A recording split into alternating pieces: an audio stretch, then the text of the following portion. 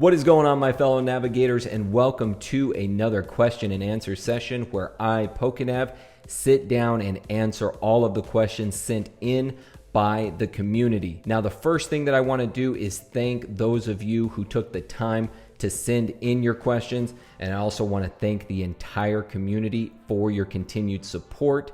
As of this recording, we are at about 280 subscribers, and we are growing each and every day. So I want to thank all of you for that continued support. And with that being said, guys, you know what to do. Go ahead and hit that thumbs up button, especially if you like these Q&A videos. Subscribe to the channel if you want to be a part of this amazing community. And last but not least, go ahead and hit that notification bell so that you don't miss a single video. So without further ado, guys, let's go ahead and jump into this week's questions. So the first question for this week comes from Crazy for Charizard.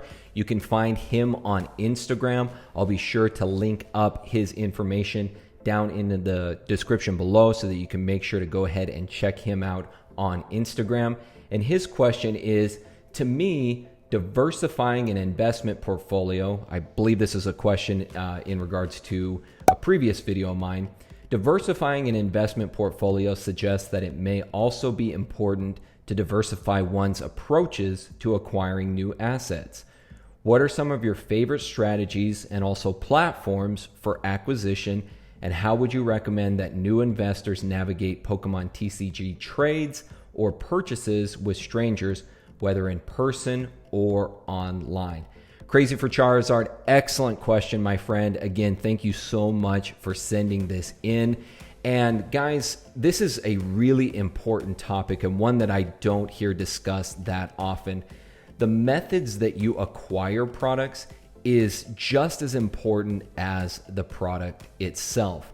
And that's really for three reasons. One, when you are looking across multiple platforms to purchase products, you're going to be more informed and make a better decision on the product that you're going to be purchasing, because you're going to ultimately be getting that at a better price because you haven't, what we call in the investing world, putting all of your eggs in one basket. You're looking across multiple platforms and you're purchasing products with the best information across those multiple platforms.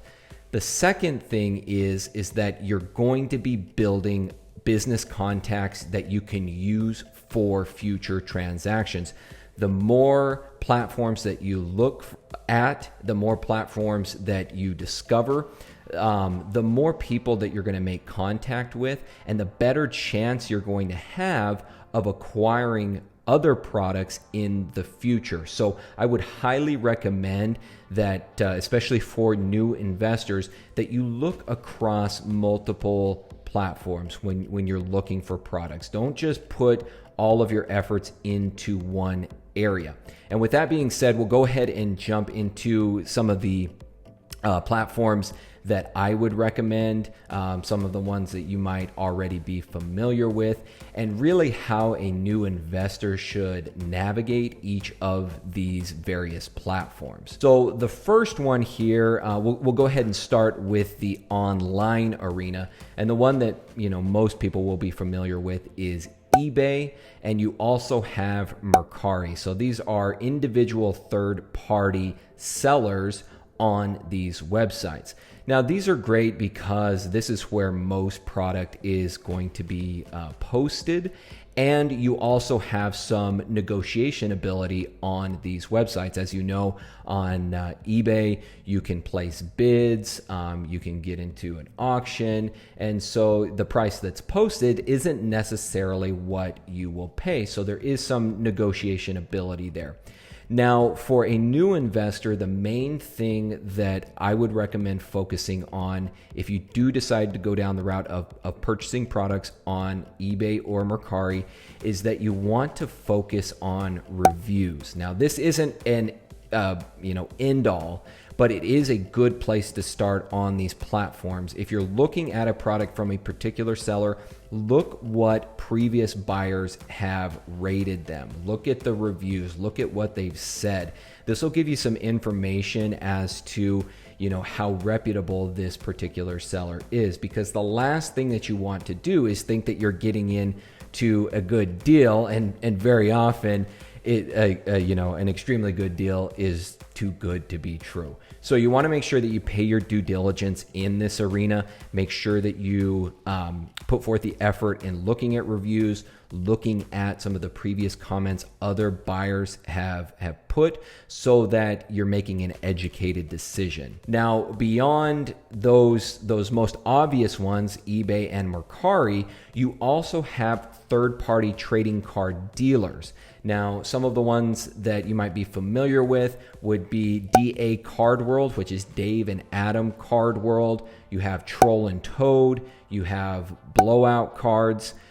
These are sites where they've got a lot of bulk product, and you can purchase and you can find a lot of different products on here. Now, for the most part, you're gonna find a lot of modern sets on these websites. Just looking through it most recently, a lot of vintage products aren't available on these sites, but you may be able to come across these every now and again. The big thing for a new investor to go down this route is that these are trusted sites from reputable dealers. So you don't have to worry about that same type of, maybe nefarious activity that would go on in, eBay or Mercari. You know that you're buying from a reputable seller when you're going to these websites. The downfall of that is that because of this, you're going to be paying a premium most of the time on the products that you're purchasing from these websites. So it is a give and take in that regard. You can feel more comfortable in the product that you're purchasing, knowing that it is a product from a reputable dealer, but at the same time going into it with the understanding that you probably are going to be paying a premium versus eBay or Mercari, where there is more competition in that particular arena. Now, beyond the online space, the next route that you can take to acquire product is in person. Now, over the years, this is actually where I have both bought and sold a lot of product. And maybe I'm just lucky. There is quite a thriving community here in the Phoenix metropolitan area. Most of you might be familiar with Z&G Emporium. He's actually a fellow native Phoenician, and he's pretty much said the same thing, that the local area here in the Phoenix metro area is a thriving place for buying and selling of really trading cards in general. So for me, what I've done for the last several years is when I'm making connections with in-person sellers, most of the time I'm doing that over Facebook Marketplace. So this would be a good stop for a new investor to maybe take a look at, see what is available in your area. Now, if you do find a product that you're interested in, and I've actually discussed this in a previous video where I discussed some of the big mistakes that new Pokemon card investors make. One of the things that you want to do is you want to make sure that if you're meeting in person, you're checking off a few things while you're there. The first thing is that you want to meet during normal business hours. If the person that you're looking to purchase from, if they're wanting to meet late at night, if they're wanting to meet, in a parking lot or something like that, that should send up some red flags. You want to meet during normal business hours, and you want to meet in neutral locations. Most of the time, I'll recommend meeting in like a Starbucks where there's other people around, just places like that. And what you want to do while you're there is you want to make sure that the seller is giving you ample time to look over the product that you're purchasing. A lot of new investors, I think, or collectors, they get into a situation like this, and maybe the seller is trying to hurry up the transaction, and they don't give themselves enough time. They're maybe a little bit nervous, especially if it's their first time, and they don't give themselves enough time to look over these products thoroughly. And you want to make sure that you do that. You want to make sure that you go over everything with a fine-tooth comb, just to make sure if there's any tampering or anything that has gone on with the product, because ultimately a lot of people get ripped off in these type of circumstances with fake products. So make sure that you pay your due diligence. If you're going to be meeting in person, make sure that, again, you can go onto Facebook Marketplace and you can see reviews on there as well. You know, if they're selling on a community website, you can see reviews there from previous buyers. So make sure you do that. And then while you're making the transaction itself, make sure that you give yourself ample time in that situation. And then as far as other in-person avenues that you can pursue, one of my favorites, especially for modern product, is just your local card game shop. I've actually made a lot of purchases from just local card game shops,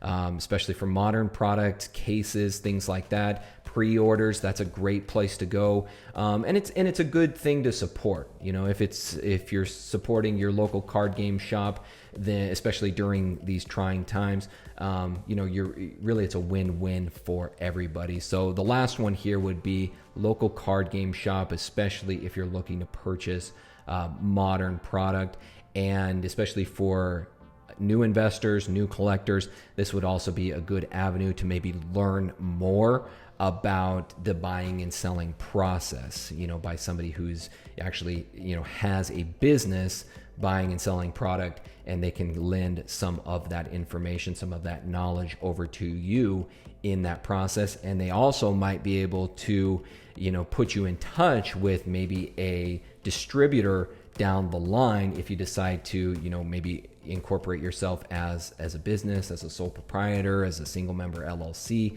something like that. They may be able to get you in touch with one of those distributors as well. All right, and moving on here, guys, the next question that we have comes from Aviator 530. And he says, I have the opportunity to buy some Primal Clash booster boxes for about $100 each, and they are currently going for around $130. I'm looking to invest for the long term, 5+ years. Do you think they will be worth at least $300 each in 5 or more years? So first of all, guys, when it comes to modern product, this is where really the most speculation lies. Really, we don't have a really good idea of exactly where modern will be in 2 years, 3 years, 5 years. A lot of it is just speculation. Now, we can look at certain things that occurred in those sets, certain characteristics that they have that indicate that there may be a long-term growth potential there. But as I said, with modern product, this is where the most speculation lies. When you get back into vintage, we have a lot of statistics, we have data to back up exactly where we think the expected value of that product will be in 1 year, 3 year, 5 year, 10 years down the line. So I just want to preface with that first and foremost. Now, with that being said, the main thing that I focus on when I'm looking at modern product is I look at the chase cards that were available in those sets and how popular the set was when it was released. So looking at Primal Clash, the main chase cards for that were the Primal Kyogre EX and the Primal Groudon EX. And just through a recent search, those two cards in a PSA 10 are going for about $60 each. Now, for me personally, I'm actually more partial to Ancient Origins. If you're looking to invest in that particular area, I actually like Ancient Origins a little bit better, and here is why. So with Ancient Origins, you had the full art versions of the Primal Kyogre and the Primal Groudon. And the full art versions are obviously going to be more of a chase card. They're going to be more sought after than just the regular EX cards. And those two cards in a PSA 10 right now are going for about $130. So, you know, more than double of what the the Primal Clash cards are going for.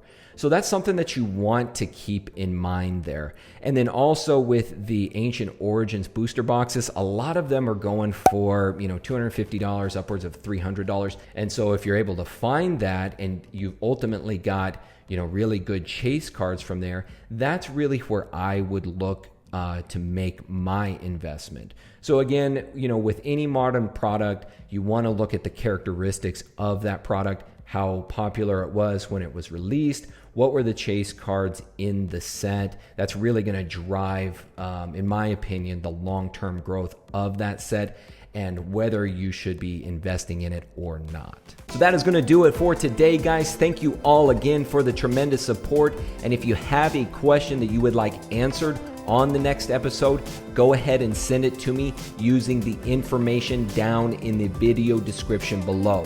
My name is PokeNav. I am here to help you navigate the world of Pokemon one video at a time, and I will see you all in the next video.